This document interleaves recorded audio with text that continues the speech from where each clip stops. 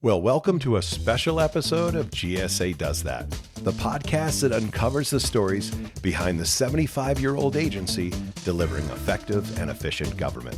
I'm your host, Rob Trivia, and that's right, GSA is 75. It was on July 1st of 1949 that President Harry S. Truman established the General Services Administration with the mission of disposing of war surplus goods, regulating the sale of office supplies, and storing government records, among other things.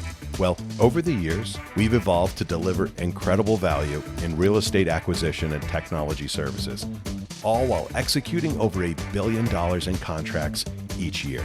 And with some of the best customer service we think you'll find anywhere. Not to mention, we were just recognized again as one of the very best places to work in the federal government. We'd like to believe President Truman would be proud.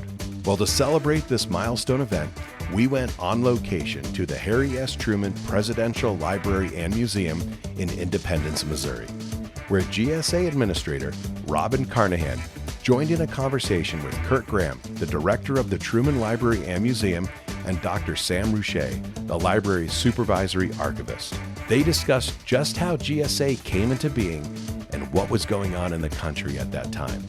They explored Administrator Carnahan's family ties to the Trumans and just how GSA evolved into the leading edge agency it is today. So we hope you enjoy a bit of history and celebration of GSA at 75. Thanks for listening. If it's Monday at the Truman Library, it is institutional history, and we are excited to have you here with us and appreciate very much that you would attend this program this afternoon. I'm Kurt Graham. I'm the director of the Truman Presidential Library and Museum, and it is always a pleasure to welcome an audience here to what we consider to be a very hallowed space, and we're very, very grateful to be able to present this program today with the GSA's own administrator, Robin Carnahan, and our very own Dr. Sam Rushay, who is our supervisory archivist here. Sam is not only an expert on all things GSA, all things Truman, really all things presidential, pretty much all things. And so we appreciate having him here to help us round out. And of course, Administrator Carnahan is someone who is steeped in the history, has personal connections to the history, as we'll discuss during this program. So thank you both for being here, and thank you for providing this wonderful opportunity. Thanks for all for of us. having us. This is great. Good to have you. Well, Sam, why don't we start? Give a little context here for some people. 75 years ago, as we just saw in this video, Congress was passing legislation to establish the General Services Administration. So what was happening in Washington and around the country that made that, that sort of informs that activity of the Congress at that time? Well, thank you, Kurt. A lot was happening in the world in 1949. World War II had ended just 4 years prior to that. Harry Truman took the oath of office as a newly elected president in his own right, having been elected in an upset win in 1948. He delivered a State of the Union address asking for a strengthened program that was characterized as the Fair Deal. He called for a bold new program to help underprivileged people of the earth, the Point Four program. He signed the National Security Act Amendment, also in 1949, that established a unified Department of Defense. He proclaimed the North Atlantic Pact, known as NATO, later that year in August. In September, announced there was evidence of a Russian atomic explosion. And in October, to cap off the year, there was the fall of mainland China to communism. Now, I mention all that by way of just context, for what was happening around the world. But at home, also, there was some economic challenges that he had that helped lead to the birth of GSA in July of that year. Just briefly, I mentioned that he had fought for the Fair Deal. But he battled a fairly severe economic slowdown in 1949 as well, with unemployment and inflation rising during the first 6 months, heightening of the fear that the nation's post-war economic boom might be over. And so he sought to kind of balance the federal budget as much as he could through a combination of taxes and limited spending. And he also wanted to reorganize the government. I mean, there were dozens of agencies that had been created during the New Deal of the 1930s, Franklin Roosevelt's New Deal to combat the Great Depression, and of course World War II, all the alphabet agencies that sprouted up. Well, there was a need to reorganize the government in a very fundamental way in those years. 1945 and 1949, there were these reorganization acts that were passed. And you know, I think one of the important things is this Hoover Commission that was established that prepared a blueprint for reorganizing the government. And again, all this is the context for the creation of GSA. What's ironic about the Hoover Commission is that it was intended by the Republican-led 80th Congress to sort of dismantle the New Deal. But, you know, the anticipation was that Harry Truman would lose the election in 1848, and that the Hoover Commission would just go in and systematically take apart, you know, the New Deal and the Fair Deal. Well, Harry Truman won unexpectedly. So he used the Hoover Commission to convert it into an effective body to advise on how to make the existing government structure work better. And so that kind of sets the tone for the establishment of GSA through the Federal Property and Administrative Services Act of July 1949, which for Harry Truman was about good management and good governance.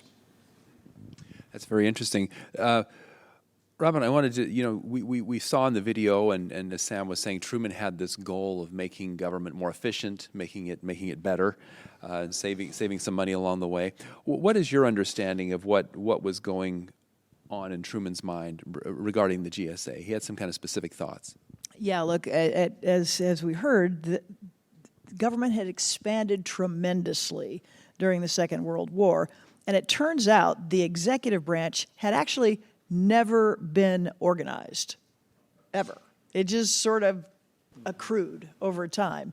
And so this commission report, I brought a prop. I brought the Hoover Commission report right here. There'll be a quiz at the end. That has a whole section on setting up an Office of General Services and talks about the reason for that. And one of the things I was most impressed by is this commission was set up in 47 and was like just got through Congress no problem. It was, I think, a unanimous vote to set this up, which is interesting in and of itself. And then that happened in 47. The report came back in February of 49, so like 18 months, and GSA was established in July. So you think about that timeline, it was like not a lot of fiddling around because the president knew that there were huge opportunities for efficiency and savings. And so it turned, as you saw in that video, like every agency dealt with real estate, everybody dealt with procurement, everybody dealt with everything. There was lots of reinventing of the wheel. And, you know, I always think that Truman was a guy who was pretty practical. He was a businessman. He was a county judge, right? He was a commissioner who had to actually deliver things for people. And I know from his time on the Truman Committee, right, the Oversight Committee, saw what waste and fraud looked like. He wanted no part of that. So that was the establishment of GSA, and we are proud to continue that legacy. Well, it's a great legacy, and certainly you're absolutely correct. Truman was very concerned about fraud and waste and spent a lot of, I think he really made his career largely around confronting that, and the GSA is a big part of that. Sam, you know, when you think about the work of the GSA, as it's historically, it builds facilities and renovates them, right? That's a big part of what the GSA does is a landlord to much of the government. So we have a really big renovation project that we talk about here. In fact, right outside those doors, there's an exhibit about this, and that is the renovation of the White House that was completed during President Truman's second term. What can you tell us about that? That's an interesting connection as well. Yeah, yes, it's a very interesting connection, and I would encourage you, if you haven't had a chance yet, to check out the Truman's Washington exhibit right outside the doors here, where you'll see a very excellent treatment, I think, of the renovation of the White House. Because on top of all the other issues that President Truman had to deal with was the fact that the White House was basically falling apart after years of disrepair. And it was not unknown, you know, but his predecessor, Franklin Roosevelt and Eleanor Roosevelt, were well aware of these problems. But the challenges of the Depression and World War II meant that renovation had to be put on the back burner. Well, by 1948, that was no longer the case. There's a famous story about a piano leg falling through the floor of Margaret Truman's bedroom. There's a story about a dinner where people witnessed a chandelier starting to shake, and it was because of the structural instability of the White House. And so the General Services Administration had a very important role to play in the White House renovation. In fact, it headed a major overhaul of the White House between 1949 and 1952. It was the federal agency that was in charge of it under the custodianship of the White House, the Commission on the Renovation of the Executive Mansion, which was a bipartisan organization commissioned by Congress, and President Truman himself, who had the ultimate veto. But in his oral history that's available on our website, GSA Administrator Larson, who you saw a picture of earlier, noted that Harry Truman basically ran the show. Even though, this commission and the GSA were technically in charge, he tended to, Truman was a great decision maker, and like with any commission or organization, there was disagreements. Well, Truman would adjudicate those or just make the decision himself on what to do. And if you haven't had a chance to look at the book by Robert Clara, that's Clara with the K, K-L-A-R-A, it's The Hidden White House. He goes into great detail about this renovation and the role of GSA in it. And, I can mention a couple things about it. It's really kind of striking to me that some of the most valuable material that was discarded after the White House was basically gutted were posed at a GSA warehouse in Washington at 7th and D Streets. Probably still there. It might still be there.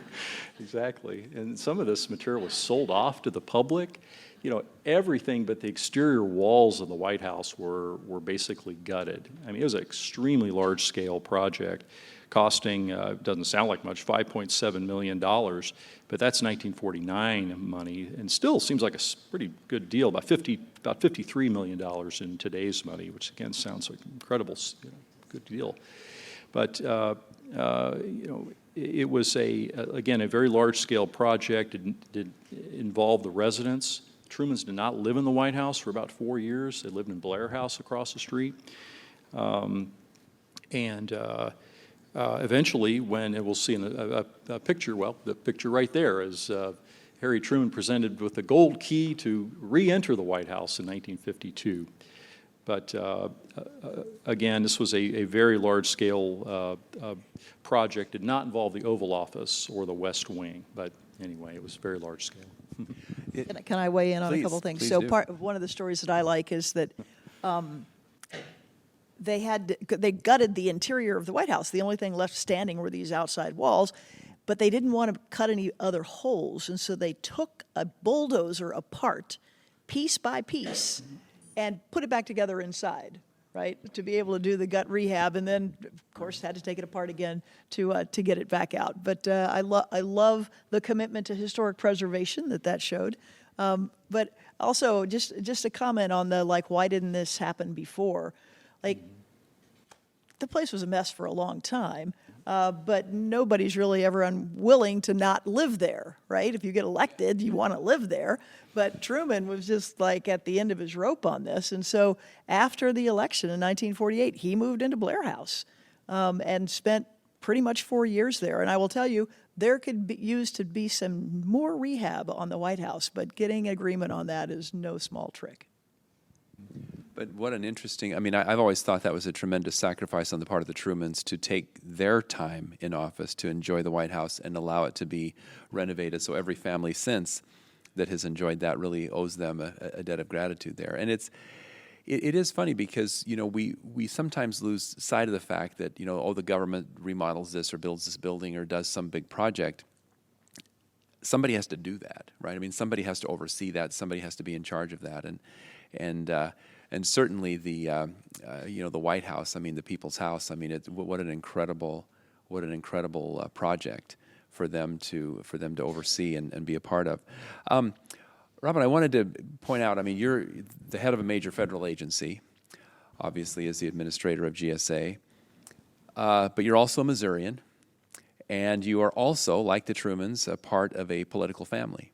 So tell us a little bit about the ties between your family and the Trumans, and a little bit of your sort of personal connection, not just to GSA, but to this story that we're in the Truman Library today. I think it's appropriate to have you talk a little bit about your family. Sure, that's always easy to talk about. So, obviously I'm a proud Missourian and grew up in a family that was devoted to public service, but it was more about action than it was about words. And so that whole show me ethos that Truman took to Washington with him is something that is ingrained in me as well, in my family. I will say that my grandfather was in Congress at the same time as Truman.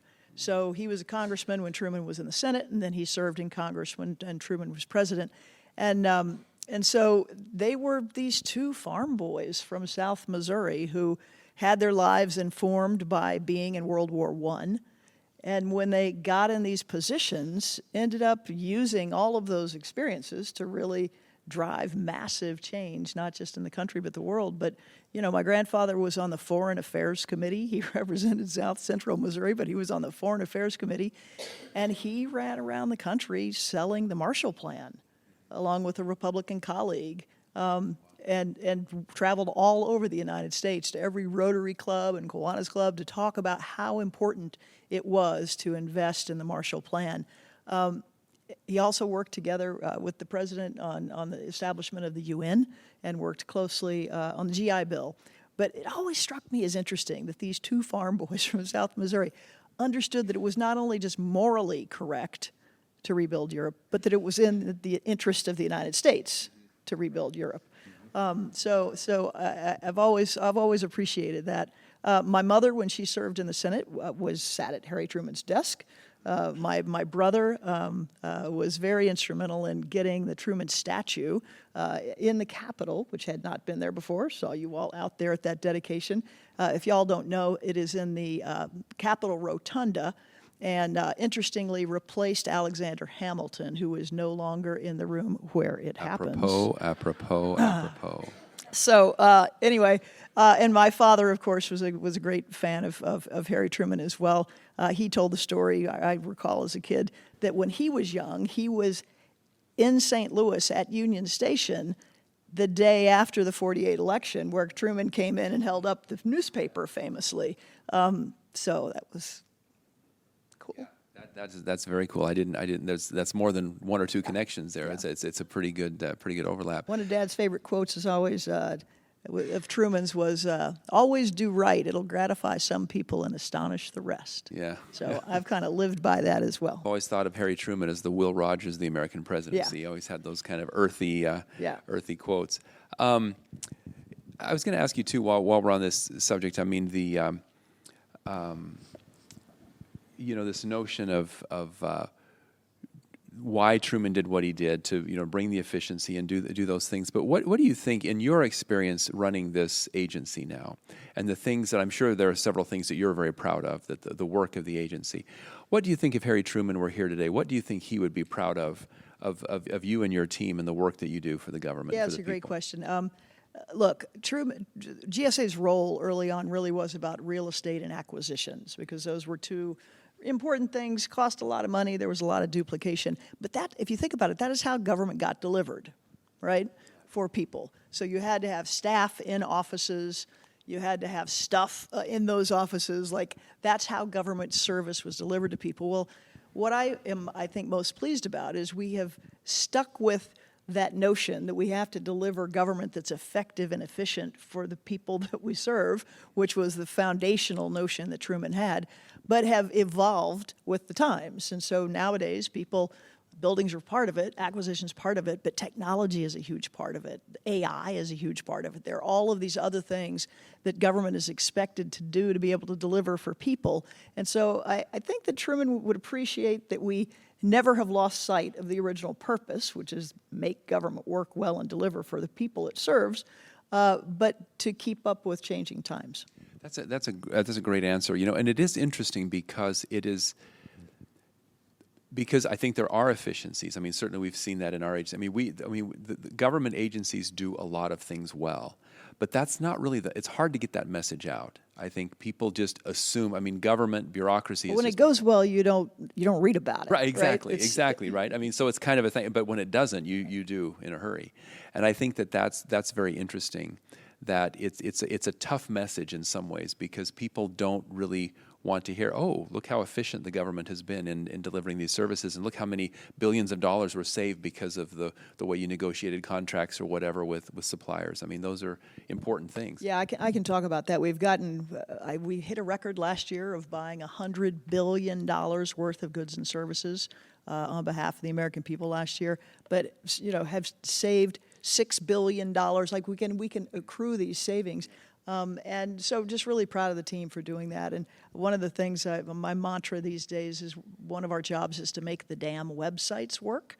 And so I know that you all probably have experienced when those don't work, either in your private life or certainly in interacting with government. But we're getting better at that. And one example I love to talk about, I don't know if during COVID when the tests were being sent out, if anybody remembers, if you went and ordered some tests on the website. I know I did. Anybody here order tests on that website? So my mother, when this thing was all being rolled out, I said, hey, Mom, you need to, go and order your tests. And she said, oh, can't you do it for me? And I said, no, you need to just go online. You can order this. It'll be easy. She calls me back in like 90 seconds and says, wow, that was so easy. Wow, I wish all government websites work like this. And then she said, are you going to make them all work so well? That was my mother. Like, what did you do today for the people? Yes. Wow, we maybe need to get you to talk to the NARA web people and see if we can I've got thoughts, yeah. Yeah, we would appreciate that very much. Sam, let's just shift for a second here. I want to talk, I don't want this conversation to go by without highlighting the relationship between the Truman Library, between NARA, and the GSA, because there's a history there too, independent of the current administrator. I mean, there's a history there that goes way back. Tell us a little bit about that. Yeah, that's a very interesting story, and it originates during Harry Truman's presidency, when on top of the other issues he was dealing with, Truman was interested in where his papers would go after he left office. And he was always a very keen student of history, loved to read history, and he was always interested in making sure that his papers were preserved so that future generations could use them and learn the lessons of his times as president, and learn how government works, and learn the lessons of the challenges and issues that he faced, which would have lessons for the future. So, as I say, even before he left office, he was considering what to do with his papers.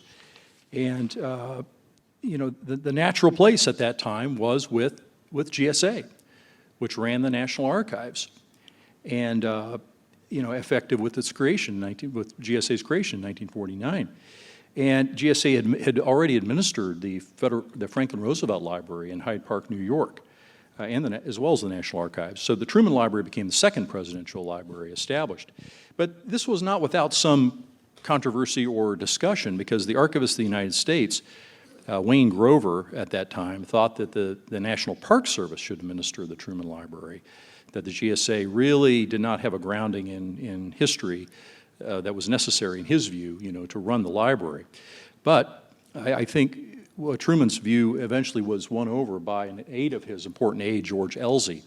And George Elsey played a key role, saying that, no, GSA should administer the Truman Library.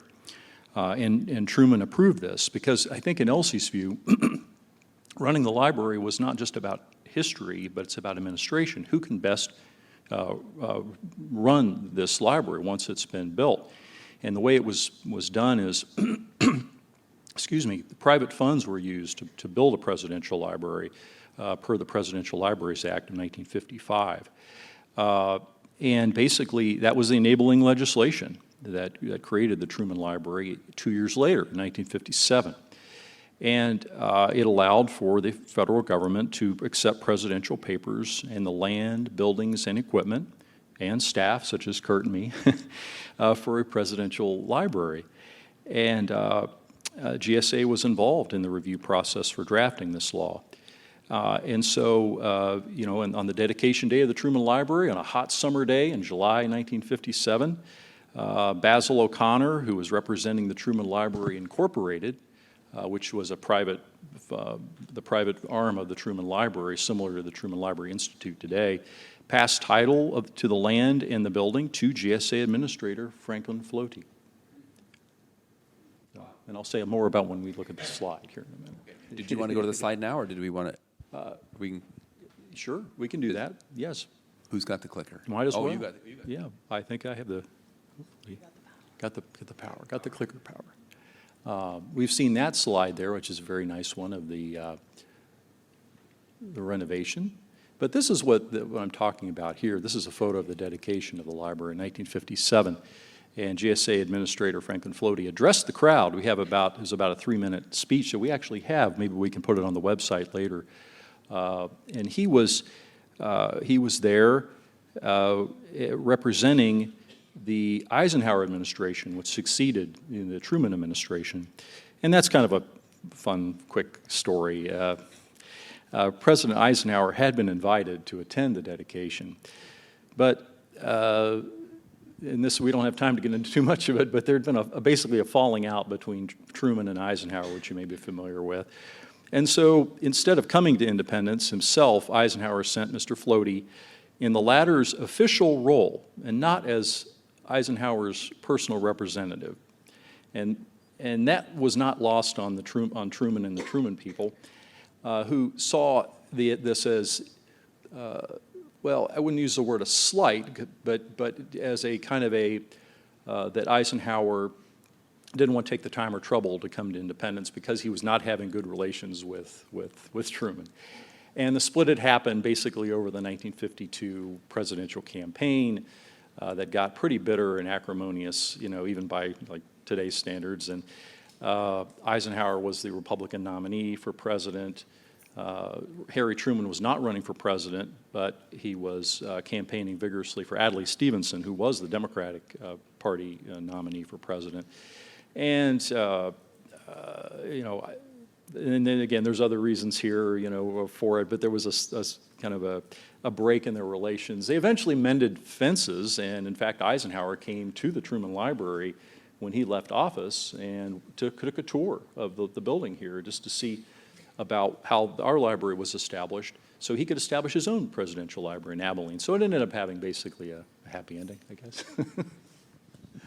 Yeah, I wanted on this photo though. I wanted to sort of draw attention to something because in the old days, these earlier libraries like Truman and Eisenhower and others, up until the Presidential Records Act, which affects Reagan forward, but all the libraries up to that point, there was, if I understand it right, Sam, a ceremony just like this where the president would build the library and then the administrator would be there and they would literally hand the key to the building and the deed of gift, basically, of the facility. It by virtue of that ceremony became a federal building. It became a federal facility, even though it had been built with private dollars. So a little different than maybe most federal buildings enter the ownership or the.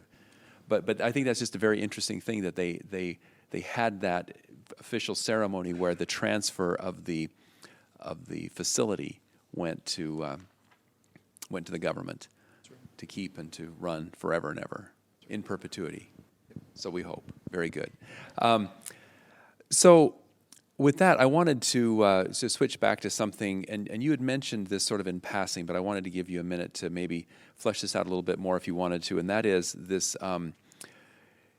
the important role that GSA plays today when it comes to technology. I mean, when you think about what it takes to run the government, I mean, every agency, I don't even know, I'm interested to hear your answer because I know it's much vaster than I even have ever really contemplated. But I think, given this day, look at the slide we're looking at, what technology was in this building when everything was done, manually basically and with typewriters and catalog cards and all of that, to today where everything is digitized and and the massive investment that is. Can you talk to us a little bit about why technology is so important for us today? Yeah, look, we've all seen it in our lives. The technology's sort of eaten everything, and that's no different when it comes to the government.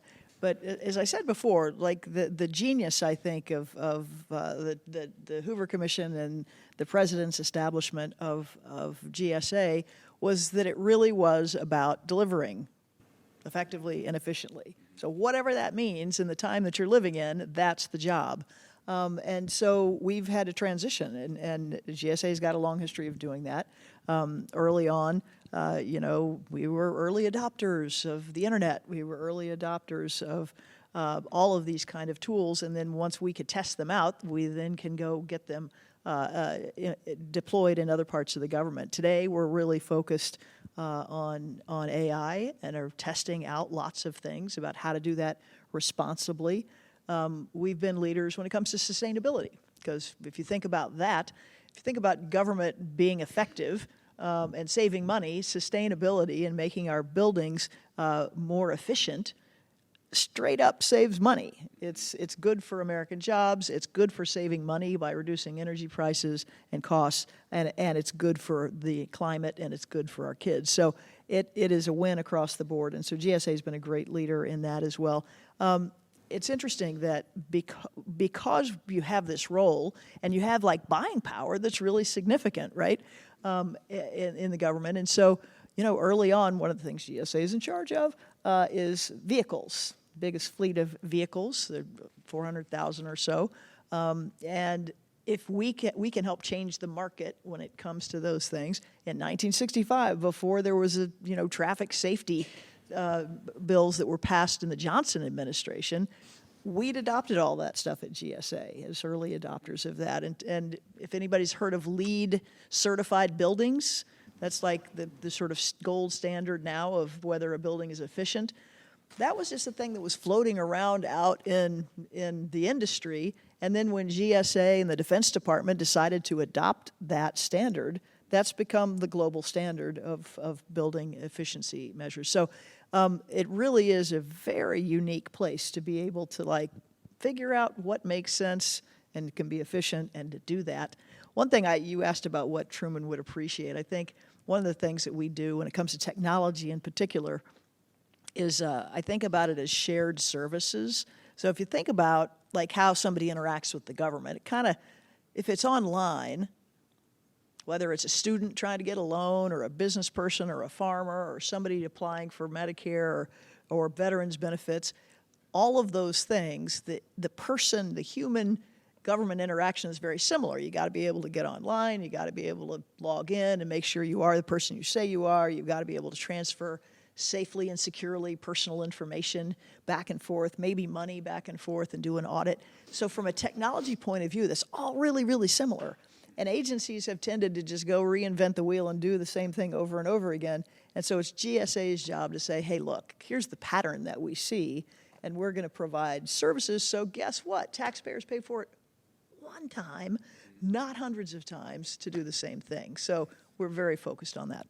That's really interesting. Again, this theme of efficiency that you've brought out in the discussion about how important it is for government to be efficient, but also what you said there as a corollary to that is to be sort of on the vanguard of change. I mean, to be leading change, not just reacting to things, to say, oh, here's the problem, let's make this better, but to get out ahead of the problem and to sort of decide, what can we do to introduce efficiency from the beginning so we don't have something inefficient to unravel down the road. That's the very interesting answer.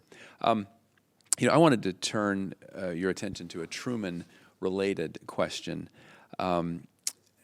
because I understand, anybody, our Truman audience understands that Truman has an incredible civil rights legacy. He really paved the way for a lot of what Johnson accomplished with the Great Society and all of that in the 60s. I mean, he really, with the desegregation orders in particular, but there were other things he did to bring fairness and equity, what we now just sort of toss off as DEI, today. But he took that stuff very seriously. And I wonder if you can talk a little bit about that part of your legacy as an agency, because I think that you've sort of carried on in what we would call here very proudly the Truman tradition. Yeah, again, that's something that GSA has done for a long, long time. We sort of understanding that government works best when it works for everyone. While I often say that government in some ways is like a service delivery business, right? One big difference between government and a company, besides the money part and who pays and how they pay, is government doesn't get to choose its customers, right? Everybody else kind of gets to decide who they want to serve. Government's job is to serve everyone. And so it's always been the view at GSA that we do best if we serve everyone. And so we have a lot of initiatives that are around equity, and that takes lots of different forms. It thinks about as we do siting decisions in communities, we know that historically underserved communities have taken the brunt of a lot of big infrastructure projects that have ripped up communities. And so we are very thoughtful about where we are siting things.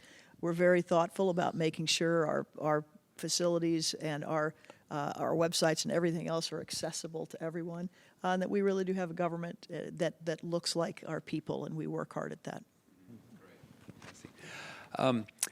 Sam, I wanted to turn back. I know you had a couple of slides teed up here. Are there were there a couple other things you wanted to add here? I thought there was my notes say there was another slide. We do, yes. Yeah, quickly, just to show the connection again between Harry Truman and GSA, which, and this is a photo that's described there. This picture was taken in Truman's office here at the Truman Library. If you have a chance to tour the library, it's called the working office, not to be confused with the Oval Office replica.